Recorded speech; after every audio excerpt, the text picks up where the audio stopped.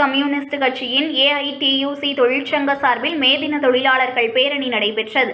மயிலாடுதுறையில் இந்திய கம்யூனிஸ்ட் கட்சியின் ஏஐடியூசி தொழிற்சங்கம் சார்பில் மே தின தொழிலாளர் பேரணி நடைபெற்றது.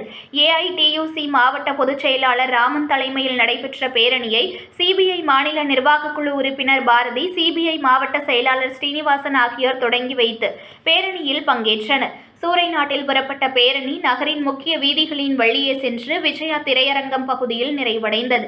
பேரணியில் பெண்கள் உள்ளிட்ட ஏராளமானோர் கலந்து கொண்டு தொழிலாளர்களின் உரிமைகளை வலியுறுத்தி முழக்கங்களை எழுப்பிச் சென்றனர். 8 மணி நேரம் வேலை சொல்லிட்டு 12 மணி நேரம் கொத்தடிமைகளாக ஊரக வளர்ச்சித்துறை சார்ந்த ஊழியர்கள் தினசரி ஆட்களை நியமித்து வருகிறது இந்த அரசு.